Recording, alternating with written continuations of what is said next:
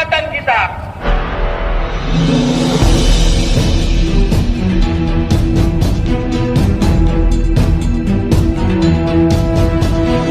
Saya Yani Muhammad, driver online Depok.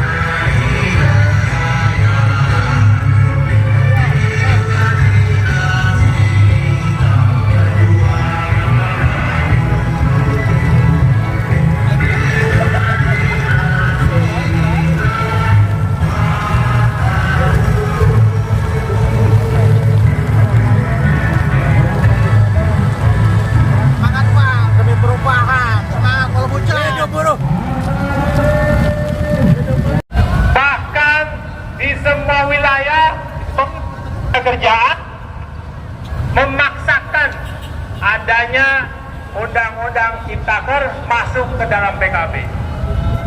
Kita serikat buruh, di mana perusahaan-perusahaan yang ada serikat buruhnya tidak akan menerima yang namanya undang-undang Ciptaker masuk PKB.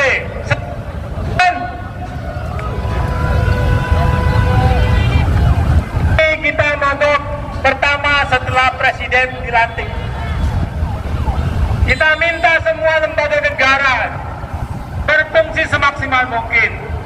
Kalau mereka tidak bekerja semaksimal mungkin, sementara kita telah menderita, telah sengsara dengan lahirnya Ciptaker, apa yang harus kita lakukan, kawan-kawan?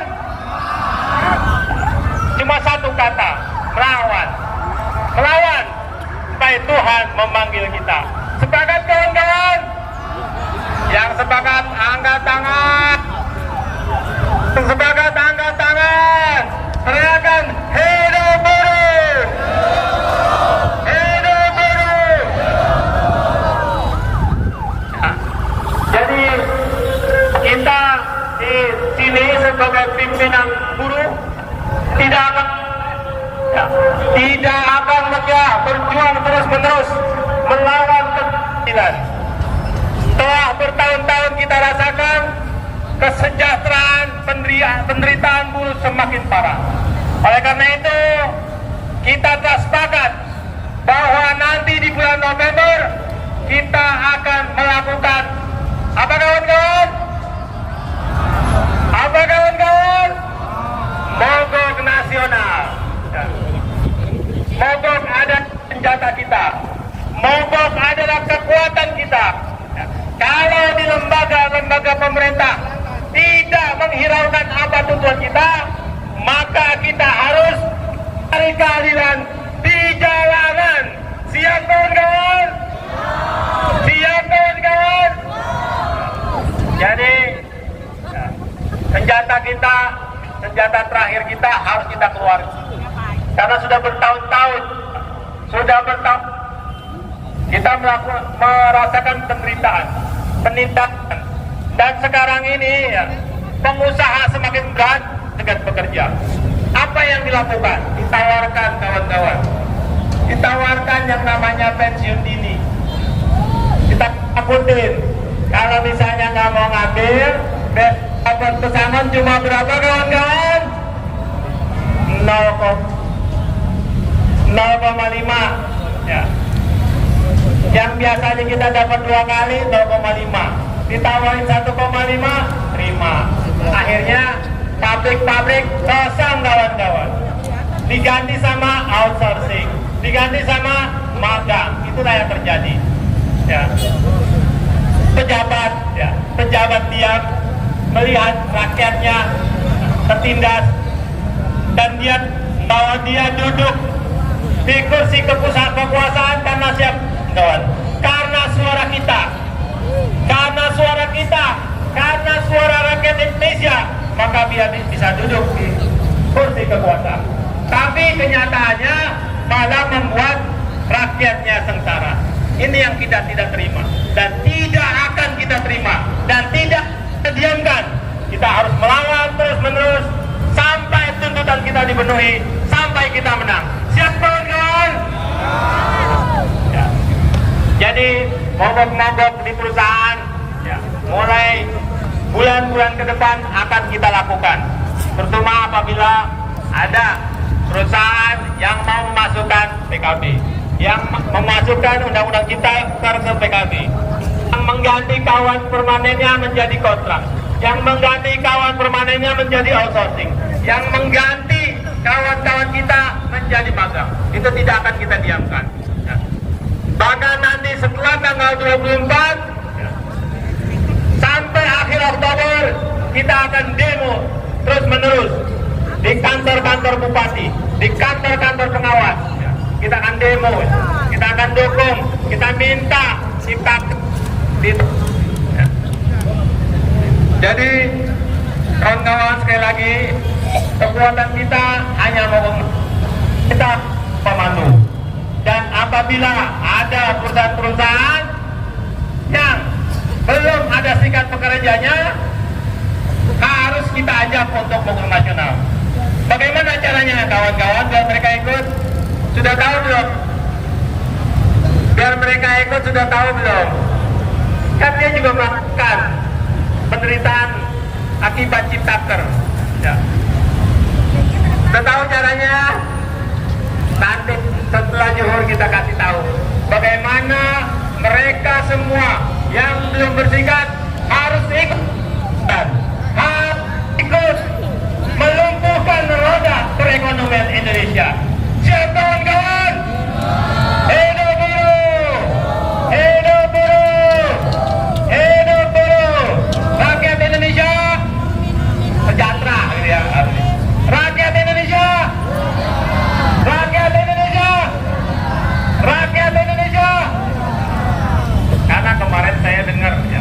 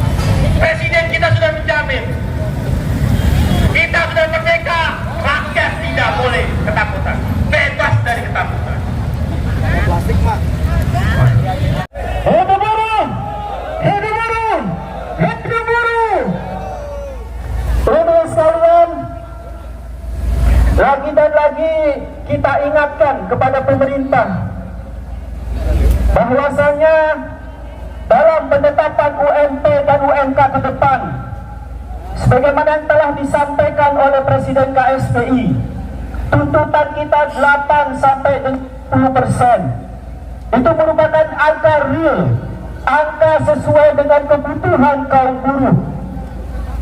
Kenapa itu disampaikan dengan kebutuhan? Karena itulah angka daripada LPE dan inflasi.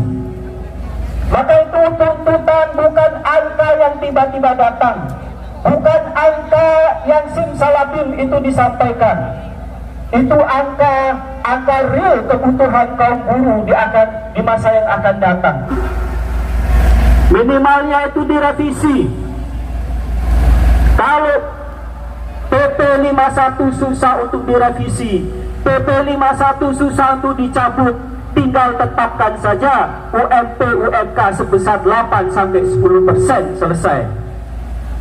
Kalau tidak ada keberanian mencabut, tidak ada keberanian merevisi PP 51 dari Kemenaker atau dari Presiden, tinggal tetapkan 8 sampai 10%, selesai. Tidak perlu banyak prosedur-prosedur yang harus ditempuh. Teman-teman sekalian, Undang-Undang Cipta Omnibus Law, Ciptaker, diciptakan atau dibentuk dalam rangka untuk menarik investor, mengurangi PHK. Ternyata faktanya Undang-Undang Omnibus Law pun tidak bisa menjawab persoalan ketenagakerjaan di Indonesia. Maka teman-teman sekalian, pada kesempatan ini kita sampaikan kepada pemerintah, cabut Omnibus Law. Kita sampaikan juga kepada MK supaya tuntutan kita material dikabulkan. Dan yang kedua, kita meminta kepada Presiden melalui Menteri Tenaga Kerja, tetapkan UMP UMK sebesar 8 sampai 10%. Hari ini adalah aksi mengawali untuk aksi-aksi gelombang lanjutannya. Selepas aksi ini, kami instruksikan khususnya kepada anggota FSPMI, DPW se-Indonesia Raya, KCPC dan PUK se-Indonesia Raya untuk menjadwalkan aksi-aksi bergelombang di seluruh daerah, seluruh Indonesia. Dan ini harus dilakukan untuk menunjukkan kesungguhan kita kepada pemerintah bahwasanya tuntutan 8 sampai 10% ini tidak hanya tuntutan elit-elit, tapi ini adalah kebutuhan di daerah. Maka kita harus mampu menggerakkan anggota-anggota kita sampai tingkat PUK, sampai tingkat daerah, bahwasanya tuntutan kita mengakar sampai bawah. Dari besok 25 sampai 31 Oktober akan kita keluarkan instruksi aksi bergelombang ke seluruh daerah Indonesia. Apabila sampai dengan 30 Oktober pemerintah tidak merespon aksi-aksi yang kita lakukan di daerah, maka kita akan konsolidasi, akan kita kuatkan rencana kita untuk melakukan mogok nasional. Kita ingatkan kepada pemerintah pada kesempatan hari ini, kalau direspon secepatnya tuntutan kita 8 sampai 10% dan juga mencabut Omnibus Law.